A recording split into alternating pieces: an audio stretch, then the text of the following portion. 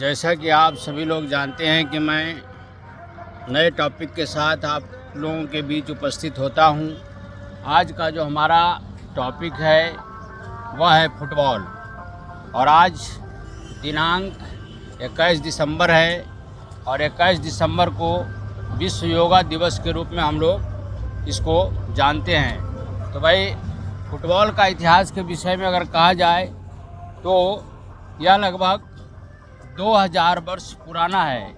इस खेल का उल्लेख प्राचीन चीन में मिलता है, जहाँ इसे पुजू के नाम से जाना जाता था। मध्यकाल में फुटबॉल का विकास यूरोप में हुआ तथा 12वीं शताब्दी में फुटबॉल का उल्लेख इंग्लैंड में मिलता है।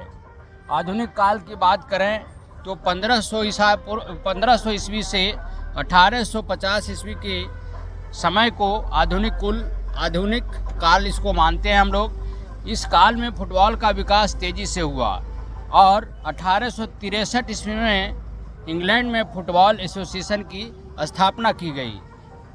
20वीं शताब्दी में फुटबॉल दुनिया भर में फैल गया। 1930 ईस्वी में पहला फीफा विश्व कप आयोजित किया गया तथा वर्तमान में फुटबॉल दुनिया का सबसे लोकप्रिय खेल है। भारत में अगर इसकी बात करें तो भारत में यह खेल लगभग 150 वर्ष पुराना माना जाता है। यह खेल ब्रिटिश शासन के दौरान यह भारत में आया। 1850 के दशक में ब्रिटिश सैनिकों ने भारत में फुटबॉल की शुरुआत की। 1880 के दशक में भारत में पहली फुटबॉल टीम बनाई गई। 1911 ईस्वी में भारत ने अपना पहला अंतर्राष्ट्रीय मैच खेला।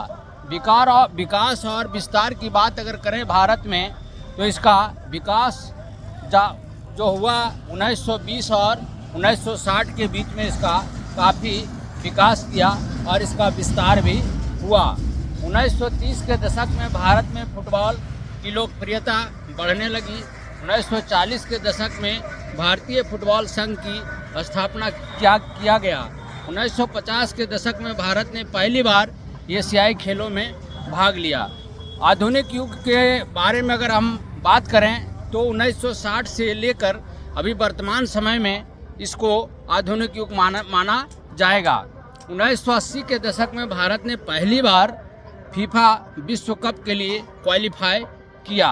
वर्तमान में भारतीय फुटबॉल टीम अंतर्राष्ट्रीय प्रतियोगिताओं में भाग लेती है और देश में फुटबॉल की लोकप्रियता बढ़ाने के लिए प्रयासरत है। भारत में फुटबॉल के कुछ प्रमुख टूर्नामेंट इस प्रकार हैं: इंडियन सुपर लीग, आई लीग, फेडरेशन कप, संतोष ट्रॉफी। ये सभी आपका प्रमुख टूर्नामेंट है। अब भारत के प्रमुख खिलाड़ी की बात करें तो भारत के प्रमुख खिलाड़ी जो हुए हैं वो उनका नाम सुनील छेत्री है। बाईचुंग भूटिया का नाम आप लोग अभी जानते होंगे, जो भारतीय फुटबॉल टीम के कप्तान भी रह हैं।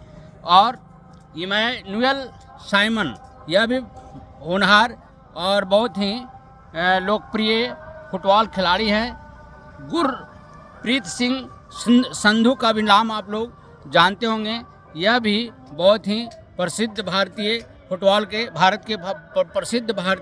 भारत के फुटबॉल खिलाड़ी रहे हैं और हैं। तो इसी शब्दों के साथ आज का जो हमारा टॉपिक था वह था फुटबॉल, और अगले टॉपिक के साथ फिर हम लोग कल मिलेंगे।